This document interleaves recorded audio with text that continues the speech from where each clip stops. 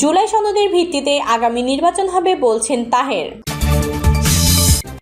এদিকে প্রতিদিন ষড়যন্ত্র ও সংকট ঘনীভূত করা হচ্ছে বলছেন প্রিন্স। জানাবো রাজাকারের বাচ্চারা মুক্তিযুদ্ধকে বিনাশ করতে পারবে না বলছেন ফজলুর।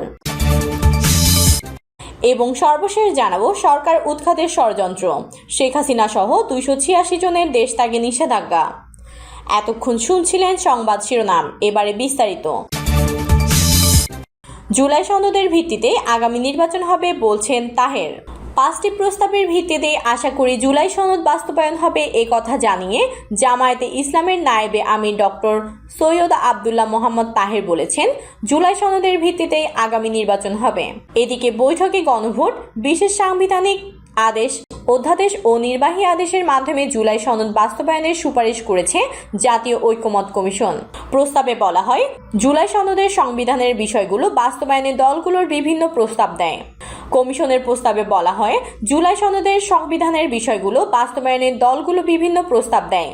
সেগুলোর মধ্যে পূর্ণাঙ্গ সনদ বা তার কিছু অংশ নিয়ে গণভোট অনুষ্ঠান, রাষ্ট্রপতি নির্বাহী ক্ষমতা বলে বিশেষ সাংবিধানিক আদেশে বাস্তবায়ন করা, নির্বাচনের মাধ্যমে একটি গণপরিষদ গঠন করে প্রয়োজনীয় সাংবিধানিক ব্যবস্থা করা, ত্রয়োদশ সংশোধনে নির্বাচিত জনপ্রতিনিধিদের মাধ্যমে বাস্তবায়ন, সংসদকে সংবিধান সংস্কার সভারূপে প্রতিষ্ঠিত করে সনদের বিষয়গুলো সংবিধানে অন্তর্ভুক্ত করা এবং সংবিধানের 106 অনুচ্ছেদ অনুযায়ী রাষ্ট্রপতির মাধ্যমে সুপ্রিম কোর্টের আপিল বিভাগের কাছে এই মর্মে মতামত চাওয়া যে অন্তর্বর্তী সরকার এই সনদ বাস্তবায়ন করতে পারবে কিনা।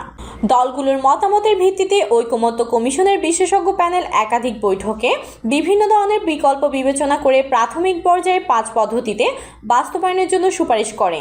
এগুলো হচ্ছে অধ্যাদেশ, নির্বাহী আদেশ, গণভোট, বিশেষ সাংবিধানিক আদেশ এবং 106 অনুচ্ছেদের মাধ্যমে সুপ্রিম কোর্টের মতামত চাওয়া। পরবর্তীতে আরও বিস্তারিত আলোচনার পরিপ্রেক্ষিতে জুলাই জাতীয় সনদ 2025-এ অন্তর্ভুক্ত হওয়া বিষয়সমূহকে যার মধ্যে পরবর্তীতে আরও বিস্তারিত আলোচনার পরিপ্রেক্ষিতে জুলাই জাতীয় সনদ 2025-এ অন্তর্ভুক্ত হওয়া বিষয়সমূহকে সেগুলোকে 4 উপায়ে বাস্তবায়নের জন্য পরামর্শ দিয়েছেন। সেগুলো হলো অধ্যাদেশ, নির্বাহী আদেশ, গণভোট এবং বিশেষ সাংবিধানিক আদেশ।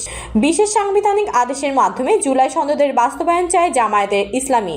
আদালতের মতামত নিয়ে আগামী সংসদ সংস্কার বাস্তবায়নে বাধ্য করবে এমন আইনের প্রস্তাব গণসংহতি আন্দোলনের। অন্যদিকে আগামী সংসদেই বাস্তবায়ন চায় বিপ্লবী ওয়ার্কার্স পার্টি। প্রতিদিন ষড়যন্ত্র ও সংকট ঘনীভূত করা হচ্ছে বলছেন প্রিন্স। বিএনপির যুগ্ম মহাসচিব সৈয়দ ইমরান সালে প্রিন্স বলেছেন, পরিকল্পিতভাবে প্রতিদিন ষড়যন্ত্র ও সংকট ঘনীভূত করা হচ্ছে। এই ষড়যন্ত্রের সাথে কয়েকটি রাজনৈতিক দল এবং অরাজনৈতিক কিছু স্বার্থান্বেষী ব্যক্তি জড়িত। জনগণের নির্বাচনের পথে কোনো প্রতিবন্ধকতা বা নৈরাজ্য সহ্য করবে না উল্লেখ করে বিএনপির এই যুগ্ম মহাসচিব বলেন, জনগণকে সাথে নিয়ে সকল ষড়যন্ত্র নস্যাৎ করে দেওয়া হবে। নির্বাচিত জনপ্রতিনিধিদের শাসন ও গণতন্ত্র ছাড়া দেশ চলবে না। ফেব্রুয়ারির প্রথমার্ধে নির্বাচন হতেই হবে, নচেত দেশ ও জাতির অভাবনীয় ক্ষতি হয়ে যাবে। বিএনপির এই যুগ্ম মহাসচিব বলেন, ডাকসু নির্বাচন বিএনপির চোখ খুলে দিয়েছে। বাংলাদেশ পন্থীদের বিজয় ঠেকিয়ে দিতে ভারতপন্থী ও পাকিস্তানপন্থীদের অশুভ আতাত ধরা পড়ে গেছে। 71-এর স্বাধীনতা ও 24-এর গণ অভ্যুত্থান বিরোধী অপশক্তি এক হয়ে সর্বনাশা খেলায় মেতে উঠেছে। ডাকসু নির্বাচন থেকে শিক্ষা নিয়ে জনগণকে সাথে নিয়ে জাতীয় নির্বাচনে সকল ষড়যন্ত্র মোকাবেলা করা হবে। ইমরান সালে প্রিন্স বলেন, ডাকসু নির্বাচনের ফলাফল আসন্ন জাতীয় নির্বাচনে প্রভাব ফেলবে না। হতাশার কিছুই নেই। জনগণকে সঙ্গে রেখে মনোবল অটুট রাখতে হবে বিএনপি ও অঙ্গ সংগঠনের নেতাকর্মীদের। রাজাকারের বাচ্চারা মুক্তিযুদ্ধ বিনাশ করতে পারবে না বলছেন ফজলুর। বাঁচবো না হয় মরবো, কোনো রাজাকার আলবদরের বাচ্চা মুক্তিযুদ্ধকে এ দেশ থেকে মুছতে পারবে না, এমন মন্তব্য করেছেন পদ স্থগিত হওয়া বিএনপি চেয়ারপারসনের উপদেষ্টা অ্যাডভোকেট ফজলুর রহমান। ফজলুর রহমান বলেন, যখন দেখছি মুক্তিযুদ্ধকে কবর দিয়ে দিবে, যখন দেখছি 30 লাখ মানুষের রক্ত এদেশে বৃথা যাবে, যখন দেখছি 2 লাখ মা বোনের ইজ্জতের মূল্য থাকবে না, তখন আমি মনে করেছি আমি তাদের ছাড়বো না যারা মুক্তিযুদ্ধকে অস্বীকার করে। সেই কথা বলতে বলতে এমন জায়গায় পৌঁছালাম যখন আমার সঙ্গে যুক্তিতে পারে না তখন ওরা বলা শুরু করলো, আরে ও তো পাগল, ও তো ফজলু পাগলা, আমাকে পাগল উপাধি দিয়ে রাজাকারীরা বাঁচতে চায়। অ্যাডভোকেট ফজলুর বলেন, আমি আপনাদের সামনে সারা জাতিকে শপথ করাতে চাই, আমি কোনোদিন মুক্তিযুদ্ধের বাইরে কোনো কাজ করব না, মুক্তিযুদ্ধের বাইরে যাব না, মুক্তিযুদ্ধ এ দেশ থেকে যাবে না। এই যে স্টেজে বসে আছেন মুক্তিযোদ্ধারা, তাদের সাক্ষী রেখে বলছি, তাদের আমি সেলুট দিয়ে বলছি, হে মুক্তিযোদ্ধারা, আমি তোমাদের ভাই, তোমরা আমার সঙ্গে আছো, তোমরা আমাকে আনছো, কথা দিয়ে গেলাম জীবন অথবা মৃত্যু। কোনো রাজাকার আলবদরের বাচ্চা মুক্তিযুদ্ধকে এদেশ থেকে বিনাশ করতে পারবে না। ইটনা, মিঠামইন ও অষ্টগ্রাম উপজেলার মানুষের উদ্দেশ্যে ফজলুর রহমান বলেন, জীবনে মরণে কোনোদিন আমি আপনাদের ছেড়ে যাব না। মৃত্যুর পর আমার লাশটা হাওড়ে আসবে, আপনাদের এলাকায় আসবে, আমি মরার পরে আপনাদের সিদ্ধান্তে এই এলাকাতে আমি কবরে ঘুমাবো, আমি আপনাদের ছেড়ে যাব না। পদ স্থগিত হওয়া প্রসঙ্গে অ্যাডভোকেট ফজলুর রহমান বলেন, দল আমাকে 3 মাসের শাস্তি দিয়েছে, এটা আমি মানি, কিন্তু আমি কোনো অপরাধী মানুষ না। আগামী নির্বাচন আমার জীবনের শেষ নির্বাচন, এই নির্বাচনে আমি আমার দলের মার্কা চাই, ধানের শীষ চাই। সরকারের উৎখাতের ষড়যন্ত্র, শেখ হাসিনা সহ 286 জনের দেশ ত্যাগে নিষেধাজ্ঞা। জয় বাংলা ব্রিগেডের জুম মিটিংয়ে অংশ নিয়ে অন্তর্বর্তী সরকারকে উৎখাত ও রাষ্ট্রবিরোধী কর্মকাণ্ডে অংশ নেওয়ার অভিযোগের দায়ের করা মামলায় বাংলাদেশের ক্ষমতাচ্যুত সাবেক প্রধানমন্ত্রী শেখ হাসিনা সহ 286 জনের দেশ ত্যাগে নিষেধাজ্ঞার আদেশ দিয়েছেন আদালত। আজ বৃহস্পতিবার ঢাকার মেট্রোপলিটন ম্যাজিস্ট্রেট আরিফুল ইসলামের আদালতে মামলার বাদী সিআইডির সহকারী পুলিশ সুপার মোহাম্মদ এনামুল হক মামলার আসামি শেখ হাসিনা সহ 286 জনের দেশ ত্যাগে নিষেধাজ্ঞার আবেদন করেন। শুনানি শেষে আদালত বাদীর আবেদন গ্রহণ করে শেখ হাসিনা সহ 286 জনের দেশ ত্যাগে নিষেধাজ্ঞার আদেশ দেন। অপরদিকে একই দিন বৃহস্পতিবার শেখ হাসিনা সহ 286 জনের বিরুদ্ধে গ্রেফতার সংক্রান্ত তামিল প্রতিবেদন দাখিলের জন্য দিন ধার্য ছিল। আসামিদের বিরুদ্ধে পুলিশ গ্রেফতার সংক্রান্ত তামিল প্রতিবেদন দাখিল না করায় আগামী 9 অক্টোবর গ্রেফতার সংক্রান্ত তামিল প্রতিবেদন দাখিলের জন্য নতুন দিন ধার্য করেছে আদালত।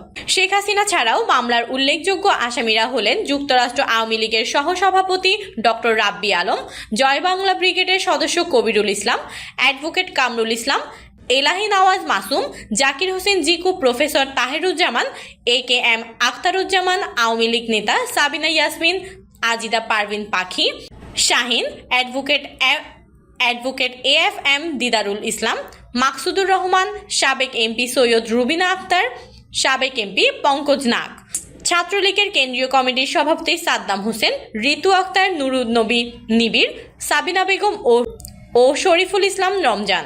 মামলার অভিযোগ সূত্রে জানা যায়, গত বছরের 19 ডিসেম্বর অনলাইন প্ল্যাটফর্মের মিটিংয়ে জয় বাংলা ব্রিগেড গঠন করে একটি গৃহযুদ্ধের মাধ্যমে পলাতক শেখ হাসিনাকে পুনরায় প্রধানমন্ত্রীর ক্ষমতা বুঝিয়ে দেয়া এবং তা নিশ্চিতকরণের জন্য শেষ নিঃশ্বাস পর্যন্ত যুদ্ধ করে যাবেন বলে অনেকের প্রত্যয় ব্যক্ত করেন। মোট 577 জন অংশগ্রহণকারী দেশ বিদেশের বিভিন্ন স্থান থেকে উক্ত জুম মিটিংয়ে অংশগ্রহণ করেন এবং শেখ হাসিনা সমস্ত নির্দেশ পালন করার ব্যাপারে একাগ্রচিত্রে মত প্রকাশ করেন।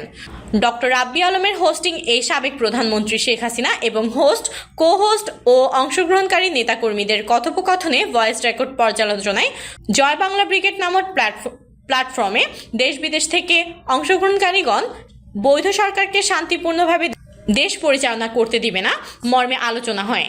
সেই সঙ্গে অনলাইন প্ল্যাটফর্ম মিটিং এই বর্তমান সরকারকে উৎখাত করার জন্য গৃহযুদ্ধের ঘোষণা দিয়ে ষড়যন্ত্রমূলকভাবে রাষ্ট্রদ্রোহিতার অপরাধের সুস্পষ্ট উপাদান রয়েছে মর্মে প্রতীয়মান হওয়ায় স্বরাষ্ট্র মন্ত্রণালয়ের অনুমোদনের প্রেক্ষিতে 2025 সালের 27 মার্চ শেখ হাসিনা সহ 73 জনের বিরুদ্ধে রাষ্ট্রদ্রোহের অভিযোগে আদালত মামলাটি দায়ের করবেন। সিআইডি সহকারী পুলিশ সুপার মোহাম্মদ এনামুল হক। এরপর সিআরপিসির 1996 ধারায় ক্ষমতাপ্রাপ্ত হয়ে সিআইডির এই কর্মকর্তাকে তদন্তের নির্দেশ দেওয়া হয়। মামলাটি তদন্ত শেষে গত 14 আগস্ট ঢাকার মেট্রোপলিটন ম্যাজিস্ট্রেট আরিফুল ইসলামের আদালতে শেখ হাসিনা সহ 286 জনের বিরুদ্ধে চার্জশিট দাখিল করেন তদন্ত কর্মকর্তা সিআইডির সহকারী পুলিশ সুপার মোহাম্মদ এনামুল হক। আদালত চার্জশিট গ্রহণ করে সকল আসামির বিরুদ্ধে গ্রেফতার পরোয়ানা জারি করেন। গ্রেফতার সংক্রান্ত তামিল প্রতিবেদন দাখিলের জন্য বৃহস্পতিবার 11 সেপ্টেম্বর দিন ধার্য করেন। প্রিয় দর্শক, এই ছিল সর্বশেষ সংবাদ। আপডেট সব সংবাদ পেতে চ্যানেলটি সাবস্ক্রাইব করে বেল আইকনটি ক্লিক করে রাখুন। কমেন্টে আপনার মতামত জানিয়ে আমাদের সাথে থাকুন। ধন্যবাদ।